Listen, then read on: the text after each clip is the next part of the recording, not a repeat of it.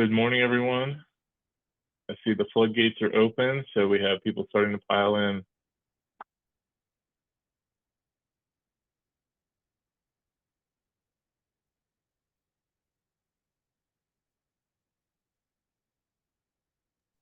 Super excited about today's webinar.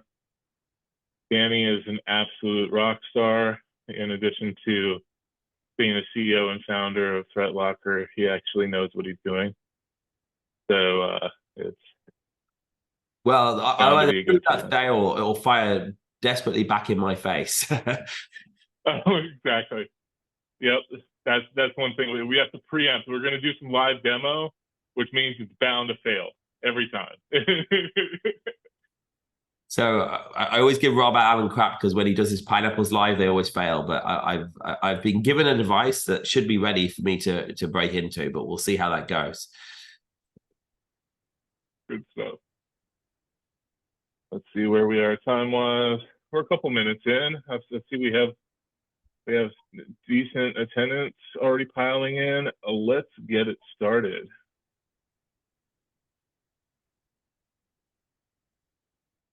All right, so we're going to give a little intro to us. You probably are aware of who we are, but we're going to run through it anyway. And then I'm going to talk about how we've seen ThreatLocker be really effective for us, and I'm also going to kind of talk about what I see when we don't have ThreatLocker in place, as far as what my experience is in having to respond and recover when there's an active threat actor in the environment and you have nothing covering your back. Danny's going to run through some live demo, talking through some data exfiltration, and then we'll do some Q&A. So we have a Q&A section here and a chat, so feel free to ask whatever questions, say whatever you want. We'll give you time at the end here, and we will run through any questions that you have. So feel free to drop anything at any time. Be interactive, please.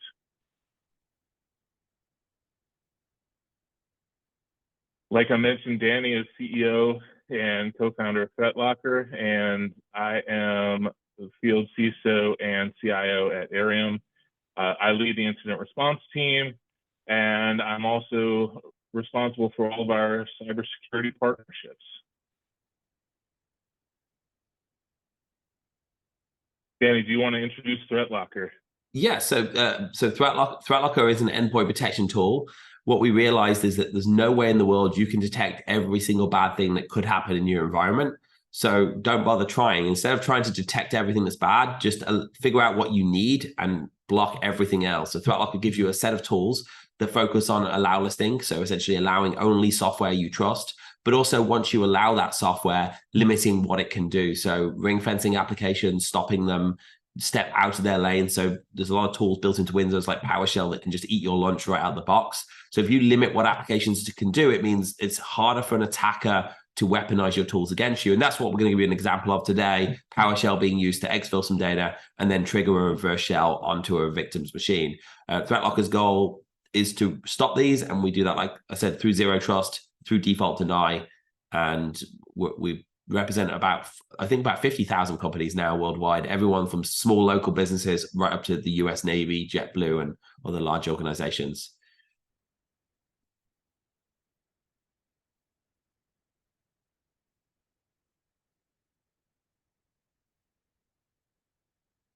All right, and Airiam is a combination of MSP, MSSP, and incident response company. We were really born out of mergers and acquisitions. Put a bunch of best of breed companies together and come up with an amazing offering and an amazing stack with a great team. So our mission is really to offer the best IT and security services to create resilience for organizations. We've been in the news a bunch. We have offices mainly on the eastern side of the U.S., but as we're continuing with M&A, we're going to continue stomping across the country.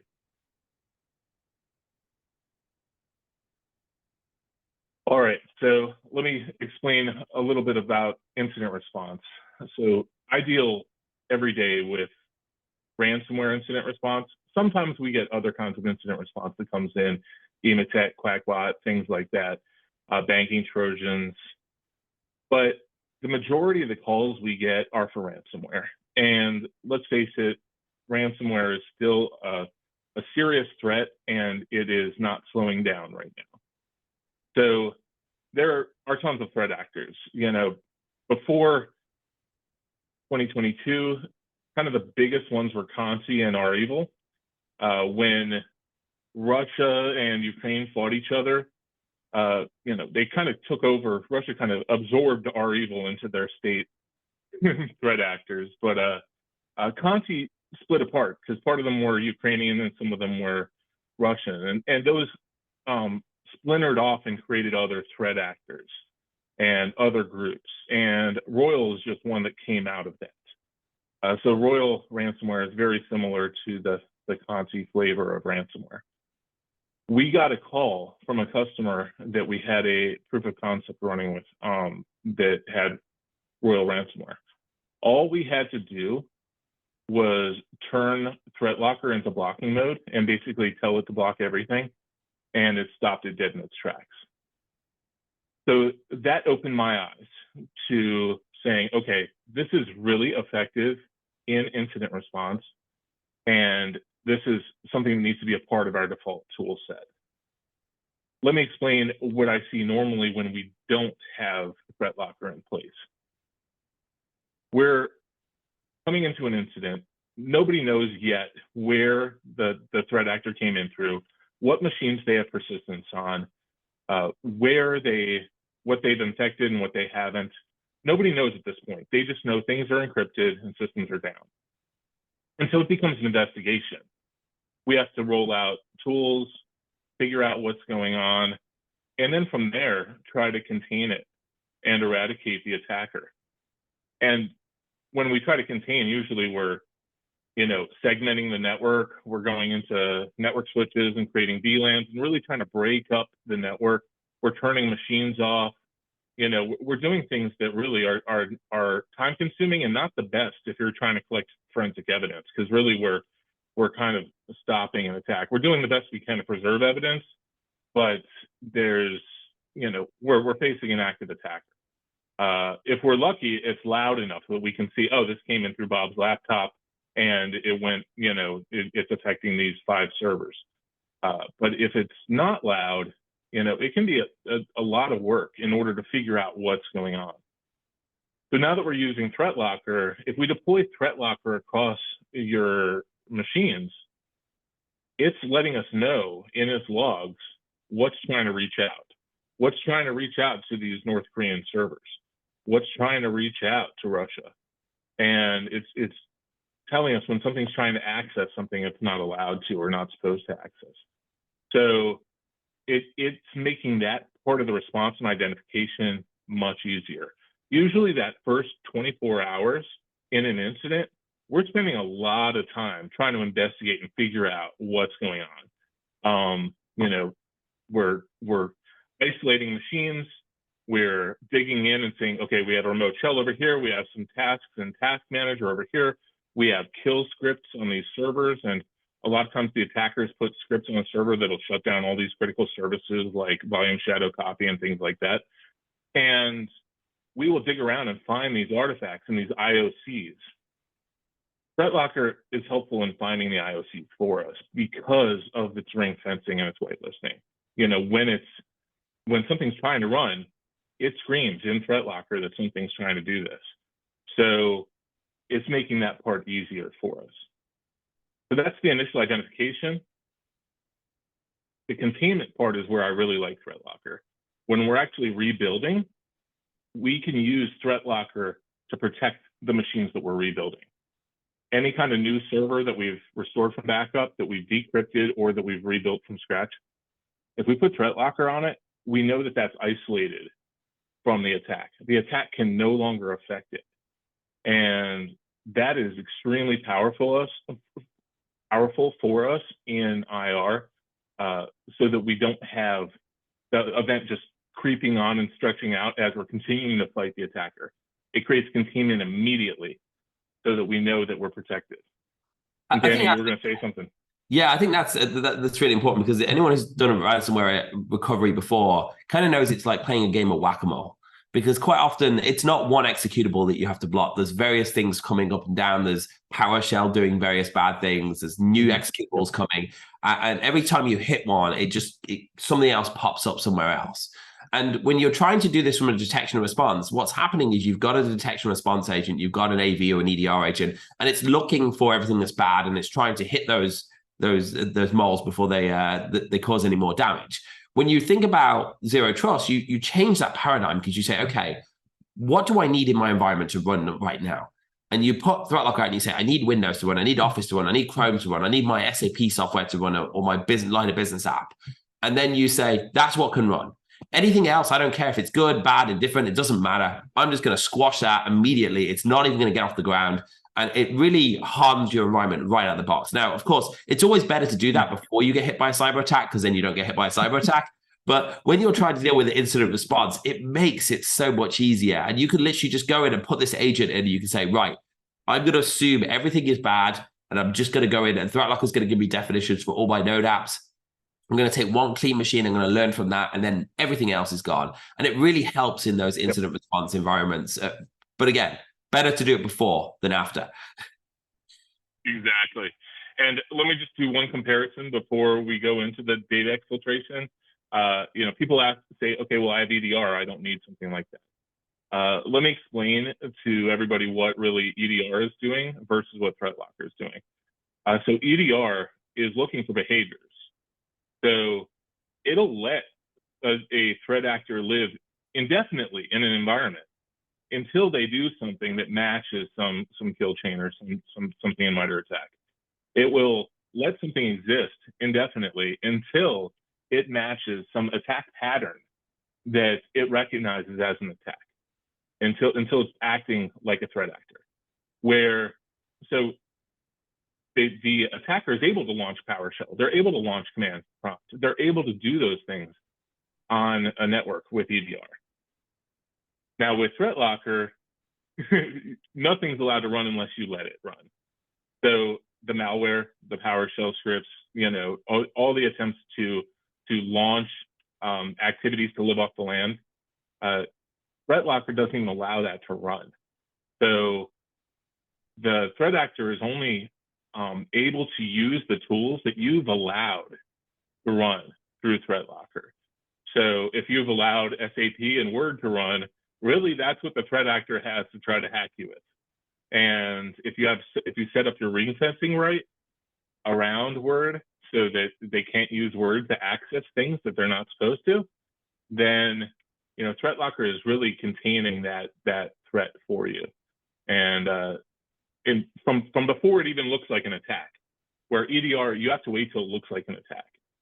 Well, and it's interesting to say looks like an attack, because I used to do a lot of ethical hacking before ThreatLocker, and when you're trying to defend against ransomware attacks, you think about groups, you think about techniques they use, and what happens is they create this new technique, and they go in and they destroy a network.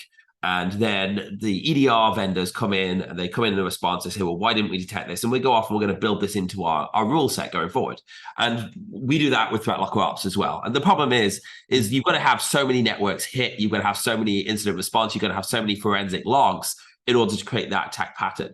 Now, I'd like to think, and I'll be a little bit mean here, but I'd like to think that the EDR companies are so vigilant on how to respond to this. But I've got something on this rubber ducky here, which I'm going to plug in. It's a PowerShell command, and that PowerShell command will literally just exfil all your data out of your environment.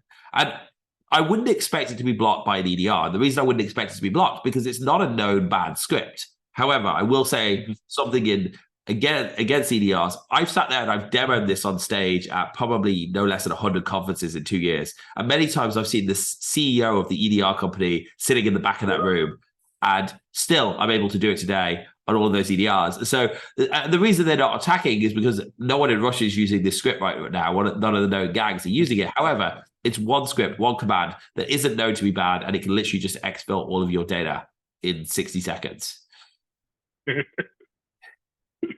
Let's see you do that, because I think that's the perfect transition to go into your demo, because I can talk all day about how great you guys are at stopping threats during an incident.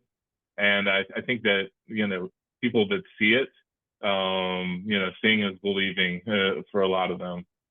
Well, Switch before I do over. it, I want to explain what this device is, because the device is kind of unimportant. This is called a rubber ducky, for those who don't know. And essentially, it looks like a normal USB drive. It's not a USB drive. It doesn't have any storage. Well, it does have storage on it, but you can't access that storage. It doesn't present that storage. And when I plug it into my computer, it's going to send keystrokes. So essentially, if you can plug a keyboard into your computer, then this will plug into your computer and it will run. It doesn't matter if you block USB drives or not. I actually took one of these. Now, you can put anything you want on this. You can put good things on here. So you could get it to open a web browser and play a movie. You could get it to change your wallpaper. You can get it to type a document for you. So if you want to look like you cheat a typing test, you can preload your typing into it and you can plug it in and it will type 1,000 words a minute and everyone will think you're a rock star. So you could do good things or bad things with it.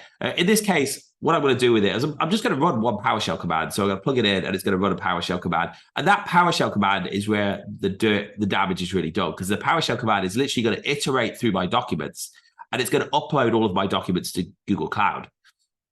Now, I was in Dublin in June at a conference and we made a deal. If anyone's ever been to Dublin before, it's really miserable. It rains all the time. And this is a conference with people from Ireland and England. And it's a pretty grey place to be.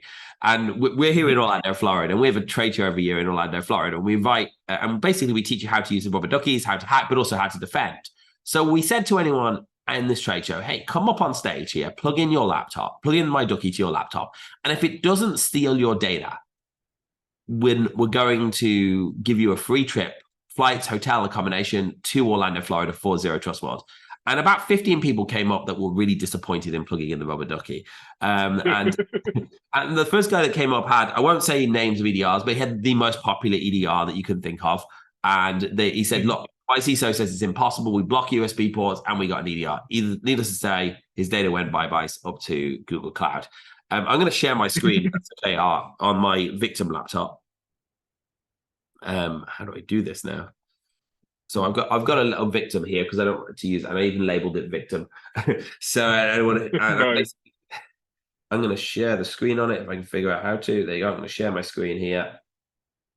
And what I've got here is I've got a machine, and I'm just running Windows Defender, to be absolutely honest. But I promise you, if I put another EDR on here, it'll have the same result. So when I plug this in, it's going to do two things.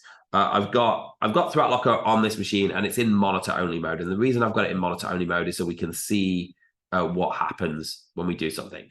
I've also got I had a Google Cloud window open a moment ago. There you go. I've got a Google Cloud repository here, and it basically can store data. So you can upload anything you want to it. It's publicly available for everyone to upload data. So two things are going to happen when I plug this in. The first thing is it's going to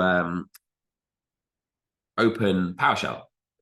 So it's typing as a keyword. So if you think how this works, it types Control-R, it types CMD here, and then that opens command prompt. And inside this command prompt window, it's going to type out a PowerShell script. And it basically says here, run PowerShell, run a function to iterate through my documents, which I believe are, I don't know where it says document. Oh yeah, home documents folder in a recursive. And for each file, upload it to Google Cloud. And then it runs a second command to create a reverse shell using PowerShell to another remote Kali Linux machine. Now, we intentionally slowed down that typing so you could see what would happen, but you can type much quicker than that. And if you're worried about, if you're an attacker and you're worried about someone seeing it when you plug it in, there's something called an OMG cable, which has a wireless antenna and allows you to deliver the payload later on. And that looks exactly like an iPhone cable. So in this case, that's typed in the background. And in the background, PowerShell is now running. So I'm going to refresh my Google storage. And this is where live demos either go right or they go wrong. And we can see files have started to appear here. So in my document on my victim machine, because I'm a proper victim, I have all of my passwords in a text file because that's the best way to store your passwords. I've got customer information, I've got everyone's salaries in here, and I've got a sensitive presentation because that's what I want to put in here. So if I go into here, we can see all of these have now appeared into my Google Cloud. My very important Word document, everyone's salary and everyone's data is all uploaded to Microsoft Office. And Windows Defender, and of course it is just Windows Defender, but I promise you the same happens with ER, didn't do anything. Now, something else happened in the background as well, because I'm a bad guy. I don't just want to steal their documents. I want to do more stuff later on. So I'm going to switch to another screen here. if I can figure this out, I've got my desktop too. And right here, I have a Kali Linux machine running, and I've SSH to a server, I think in AWS. And I'm going to check something here. I'm going to type the word session. Oh, that should, unless it's case sensitive.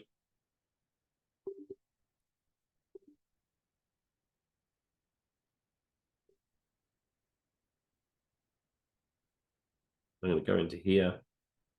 I don't know what happened here, but I'm going to try again.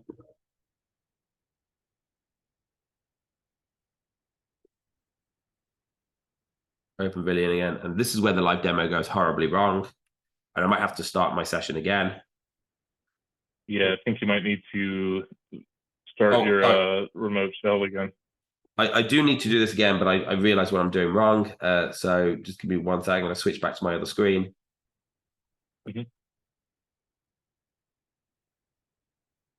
Because it's sessions I should have typed. And normally, actually, this is actually one of our ThreatLocker ops department created this reverse shell for me. And they did it using modified open source code. When I like to create reverse shells, I just write my own using C#. And if you use ChatGPT, it will no longer write GPT. It will no longer write a reverse shell for you because it'll tell you it's unethical. However, if you ask it to write you a program that connects to a remote system and reads PowerShell commands from a REST API and then executes them, it will do that perfectly fine for you. And that will very rarely get caught by your by your EDR. So if I asked ChatGPT to write a proxy for me, it worked. So I was like, hey, I'm an IT guy. I need to make a proxy to forward the packets to this address from this port, and it made it for me. So I guess it really depends on how you're phrasing it. I'm gonna try this one more time, and then I'm gonna call this sessions part a failure because while it uploaded the data, apparently it did not create a reverse shell. Maybe I'll give it a second longer. So if I go into here, it says, oh, there you go, sessions. There you go. I now have a session. And if I'm trying to remember the command now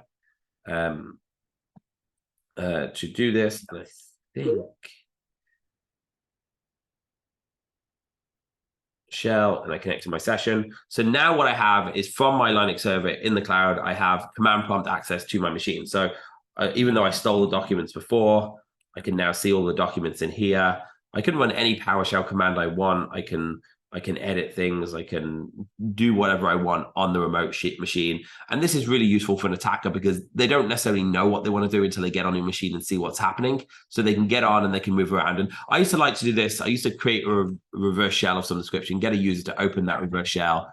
And what I would do is during the attack, I would literally just, once they opened it, I'd get on and start browsing their network shares. I'd start seeing their data. I'd start doing an IP scan of their servers. And now I can document their network, and then I can decide what do I really need to go after. And now I was doing this ethically, so with their permission, but I can see what can I go after. And one of the things I could even do is change files on the network share so I could get access to other machines as users open those files. So that's really useful. And I think I'm going to hand back over to you, Art. Yeah, for those of you who aren't used to seeing offensive security or pen testing, this is a key moment here where Danny was able to establish that remote shell. Yes, exfiltrating the data is crucial because that's going to result in regulatory fines. That's going to result in notifications that you have to send out, things like that. That's obviously a privacy breach. But once that remote shell is in place, the threat actor can start using things like pass the hash to move around your network. They can start establishing persistence and making sure that remote shell stays on machines and decide what machines they want. So they'll usually pick several and create remote shells so that if you catch one, they have another way into the network, things like that. And so notice that was completely unrestricted. So by doing that, now the threat actor is able to really own your network. They have a way to get in there as often as they want. That remote shell on its own wasn't persistent, but they can make it persistent. They can add a task manager. They can do things like that. So there are things that the threat actor will do so that they can continue to get back into your environment. I want to show you a couple of things on here, actually, because we have ThreatLocker running on this machine and it's in monitor only mode. So what that means is it's going to monitor everything as if it was secured. But when it actually comes to blocking, it's not going to. And we have this action called ring fencing. And you see here on the right, it says ring fencing and it has like a green icon. What that means is the machine's in monitor only mode, but it would have been ring fenced if it was secured. And a couple of things that would have been ring fenced here. The first one is when I ran that initial command, we can see here the policy action was to ring fence, which is deny. It wasn't ring fence because the policy was in monitor only mode, so the effective action was permitted. But you'll see here that PowerShell was actually trying to access a file that it just didn't need access to, because PowerShell doesn't need access to all your files and all your documents. So by taking away access, we're able to really make this a lot harden the environment. And even if PowerShell had access, there's a couple of other things that were blocked. Again, PowerShell doesn't need unrestricted access to the internet. So our default ring fencing policy is to stop PowerShell accessing the internet unless you explicitly outline it. And we can see here that it tried to talk to Google, which is a US-based server, so it's less likely an EDR would pick it up. But again, that would have been ring fenced, but it was permitted because it was in monitor mode. And finally, PowerShell actually created that reverse shell to that remote server, which I think is an AWS IP address. And again, that would have been ring fenced because, again, it doesn't need to talk to the internet. So by limiting what applications can do, you'd be surprised how many attacks you can foil just by limiting what an application can do. Stopping PowerShell being called by Office, stopping SolarWinds Orion from reaching out to the internet, just foiled that attack. The backdoor is still there. The code's still there. It's still a bad system, but it can't launch this attack because it can't see the internet. It can't see your files. It can't see PowerShell. These are really important components. Absolutely. Yeah. So when I can see an argument coming already where organizations will say, well, we need PowerShell. We have a lot of stuff that depends on PowerShell running successfully. And that's where that ring fencing comes in, everybody. When you can ring fence PowerShell and say, PowerShell is able to access these things to run these batch scripts that you've written, but is not able to access the internet, isn't able to access these other resources, et cetera, then PowerShell becomes less useful for that attacker. They're not able to then do a remote shell. They're not able to exfil. They're not able to do a lot when you've configured ThreatLocker to do that ring fencing. Now, without a technology like ThreatLocker in place, that ring fencing is really hard to do. You need some technology, doing it at the network layer or something in order to prevent those connections from reaching out. And so this is really an efficient and elegant solution for that. So we got a couple of questions. I don't know if you want to go to questions, Art. Yeah, let's run through those real quick. So what are some tips you have for securing remote workforces, including securing home networks using VPNs? Do you want to stab at that? Yeah, so I think, first of all, the challenge for remote workers is twofold. One is, how do I give them access to my data?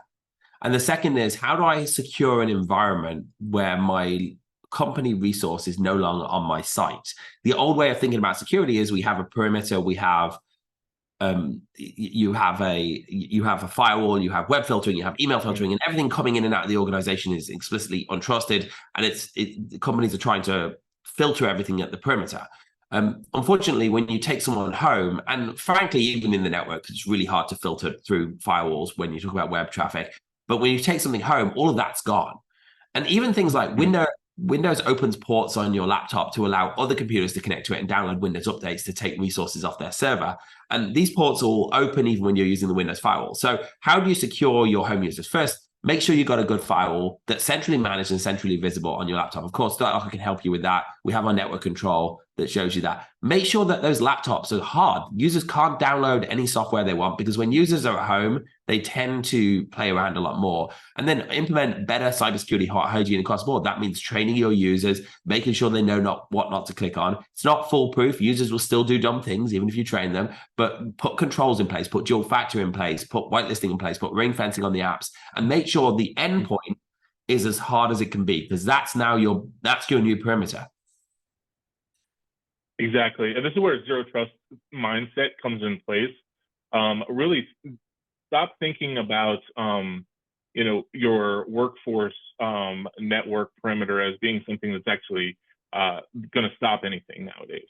Nowadays, the threat actor is usually logging in or finding a way into your network.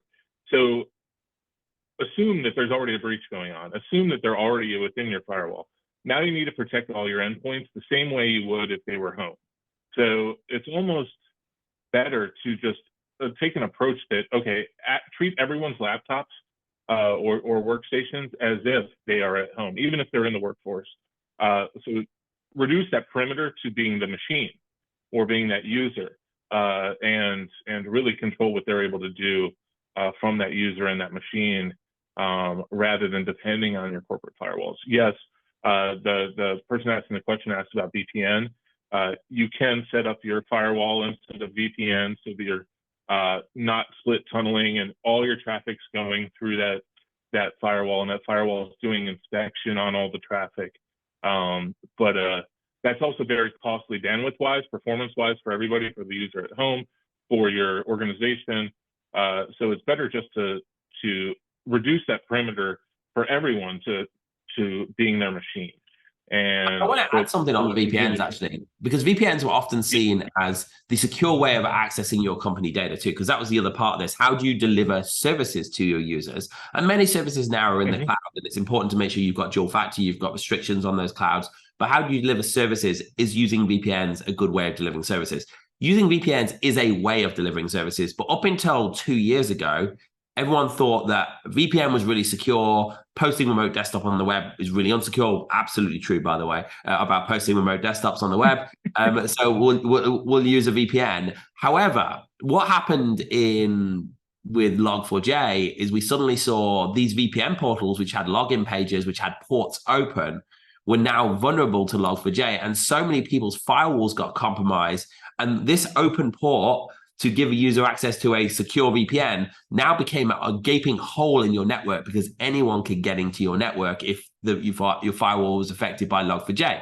So just remember, when you open a port on your network, whether that port is a VPN or whether it's RDP, and RDP being the much worse of those two options, to be clear, you're exposing yourself to attackers through vulnerabilities that may come up that you didn't know about. And of course, you should patch it. What can you do about that? And there's one thing that you can do. First of all, don't open ports you don't need to open. When you do open ports, make sure those ports are patched. So Exchange Server, Log4j, these are Move It. These are both examples of open ports that could be used for vulnerabilities. But when you do open those ports, make sure those servers are hardened. So when you open them, say, I'm going to put network control in and only open the ports to users that need those ports open, because we can dynamically track the IP addresses of your users and open and close ports in real time based on their location. So you're not opening it to the whole world. If you can't do that, if it's a port, limit it to certain locations. Make sure you've got dual factor. Make sure you've patched it. Make sure you've got ring fencing on the apps that are running, because they will at least reduce the likelihood of a vulnerability being exploitable on your servers as well. Absolutely. Absolutely. And the only thing I'd like to add to that is consider using SASE, and consider using SSE solutions rather than VPN. So you're adding some more identity-based zero trust controls around your access to things, and gives you some more granularity than just VPN would. So we have a question: how to minimize damage from hackers using things like rubber duckies? And I think rubber ducky is a gimmick. It's a tool, and if you have physical presence where people can access your machines, then it's a real threat. However, the threat isn't the rubber ducky. I once managed. If you ever bought a cheap wireless keyboard, if you got to not CompUSA, Best Buy, CompUSA is gone now, and you buy a wireless keyboard with a dongle in. If you use Bluetooth, that's much better. But if you use the one with the dongle, potentially anyone can broadcast on that signal. And so you don't technically need a rubber ducky. You could just broadcast through their own keyboard signal, which is much easier. However, you could also just send them a Word document, which will call out to PowerShell. You could send something to use curl or any other tool built into Windows. The way to mitigate risk, always, two things. Don't install what you don't need. Don't run what you don't need and block it, and limit what it can do. you probably have about 500 apps on your machine. Everything from PowerShell to Redshift, RunDLL, curl, all of these are weaponizable attacks. 7-zip, encryption can often encrypt files. Encryption tools that you have, and all of these can be used against you. But if you can limit what programs can call them and what programs and what they can access, suddenly your surface area goes from 500 apps to 5 apps. So when you plug in that rubber ducky, they go, well, what program can they use to exfil my data? Well, maybe they can use Office. That's going to be really, really slow and painful. But they can't use PowerShell or Redshift or RunDLL. Right. Right. Yeah, I think that one thing to keep in mind when you're thinking about rubber duckies is that it's a piece of hardware. Your computer thinks it's like a keyboard. That's really what Danny was saying. So mitigate what it's able to do on your machine rather than hunting for rubber duckies.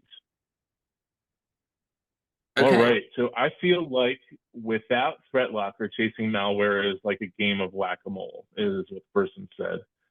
And Danny had really said this during the talk. And, I agree. On incidents, I've had them stretch out because it's hard to establish containment when, there's an active ThreatLocker in the network. And usually I'm having to set up isolated quarantine networks that the threat actor doesn't know about to start recovery while we're actively investigating and trying to get rid of, block any C2 communication at the firewall, find out any of infected machines, collect ISUs, and figure out what was going on. Chasing malware is, especially when the threat actor has persistence or remote shells into several machines, it can be very much like a game of whack-a-mole. Right when you think you have the threat actor, they're popping up from somewhere else and doing something else. So using tools, usually we're distributing, IR tool sets to machines to identify what's going on and where these attacks are coming from, and to build our kind of story in order to, and that helps us find, okay, Jane's PC, Bob's PC, Steve's PC, these were all infected or had remote shells. But ThreatLocker makes that part a lot easier. And like Danny said, if it's in place before the incident, it shouldn't happen. Probably won't happen. Exactly. Unless you wildly misconfigure ThreatLocker, it's going to prevent this whack-a-mole from even happening. So, I think there's one reason if you're an IR firm not to use ThreatLocker, and that's because you want to bill more hours. So outside of that, like if you're doing incident response, whether you use it in conjunction with your ER or XDR tools, but ThreatLocker is a tool that's just going to help you get out, and you can deploy the agent. And one of the things we'll actually do is we'll actually research all the software you're running. We'll show you the origin of the software, what countries it's developed in, who it's got ties to, and that can often help you find causes of what way could this have got into our system. When you're scratching your head and you say you can't find it, oh, well, there was a vulnerable app that you didn't know about you're running on your machine, or some crazy app made in Russia or China or somewhere that was supposed to secure your iPhone, but instead or wipe your iPhone from your computer, or instead was actually a backdoor into your system. And we can show you all of that software running on the machines during your incident response as well. I think that what you said earlier about the IR firms wanting to bill more hours, I think they're going to have to change their economic model because of things like ThreatLocker. I can solve a problem very easily with ThreatLocker when it's early now. And even recovery, it's helping contain so that I can recover faster. So I have faster response, faster containment, safer containment, so that I'm able to give a safer outcome quicker to the customer. And yes, that's going to result in less billed hours. And so IR companies right now are billing exorbitant rates. A lot of them are $500 to $1,000 an hour in order to respond. And, this allows that end bill to be much lower for a company. So yeah, IR firms are going to have to start thinking about really how are we going to change our model if we're going to keep making this kind of money. So I think we got another question that's come up just before we finish off. Yep. From being vulnerable to attack. What are some strategies to prevent my workers from being vulnerable to attack? I think take away the keys to the Porsche, man. Don't let them. Workers need to do functions. So just give them the functions they need and don't give them more than they need to. Because the more you get, if you let them do whatever they want, you create bad business practices too. You create shadow IT. You create games being played on their machines. If you take away their ability to run something untrusted, how many applications does the user really need to run in their environment? And that will stop them from being vulnerable to attacks. Also, train them. Don't expect too much. We train our staff every single month. We go through more training, and they still fail, and you can't fire everyone. So, but train them to reduce the risk. But take away the keys to the Porsche. If you take away the keys to the Porsche, they can't speed and they can't do dangerous things. Just give them the tools they need to do their job. And if that's a lot of tools, then give them a lot of tools. If that is a hammer, give them a hammer, and that's it. Great. Perfect. And alongside of that is reduce the blast radius. So in addition to the tools, reduce what they're able to access. So, when they do get infected, when they do, get attacked, it's not affecting your entire company. It might be affecting them, maybe, whatever share that they have access to, but not your entire organization. And I have a full story about that. Yeah, go ahead. So I was doing a ransomware recovery back in, I want to say 2014, 2015, and the entire business was encrypted. Everything was encrypted. They got into a domain admin, they wiped out everything. But there was one little folder sitting in the company that wasn't hit by ransomware, and that was the payroll software. And the reason it wasn't hit was because someone in the company decided they didn't want the IT guys to have access to the payroll. So the domain admin group was removed from it. Now, they could have technically taken control, but in a whole catastrophe of everything burning down, there's this one little folder in the whole thing that's safe and not encrypted. And that was, and it sounds silly, but something as simple as taking away permissions. If I wasn't running ThreatLocker, I'd create a feature right now or a product that says permissions automatically get revoked from files if you haven't accessed them in a period of time, because that one little feature saved that one folder that they'd taken the IT guys' permissions away from the payroll. If you don't need access, whether it's applications, whether it's an application accessing something, whether it's a user on file permissions, don't give access. And it can save the blast radius. It can reduce the blast radius tremendously. Yep. Yeah, actually, doing that user audit and then revoking what they don't need access to is something that, whether there's a tool for it or whether you're doing it manually, is something that really every organization should embark on, even if it's only on an annual basis, to really kind of reduce that effect when that person does get hit. All right, any more questions? I think we've got them all. Okay. Well, thank you so much, Danny. Let's fire up the last couple slides and outro. And what I do want to say to everybody is, if you want to try out ThreatLocker, reach out. We'll do a POC with anybody and see how it works in your environment. We'll step you through that and get that rolled out to you. It is a phenomenal tool, and it's something that I think everybody should have. So if you don't have it right now, reach out. Thank you very much. Right. And all right. Thank you. And also, if anybody wants pen testing, reach out for that as well.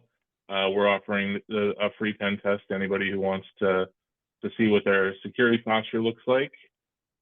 And we also have another webinar coming up in 2 weeks with a partner, Under Defense, who does managed SOC. All right, thank you everybody for attending, and thank you, Danny, and thank you, ThreatLocker. Here's some contact information if anybody wants to reach out. Thanks a lot. Thank you, Art, and thank you for being such a great partner of ThreatLocker. Enjoy the rest of your week. All right, you too.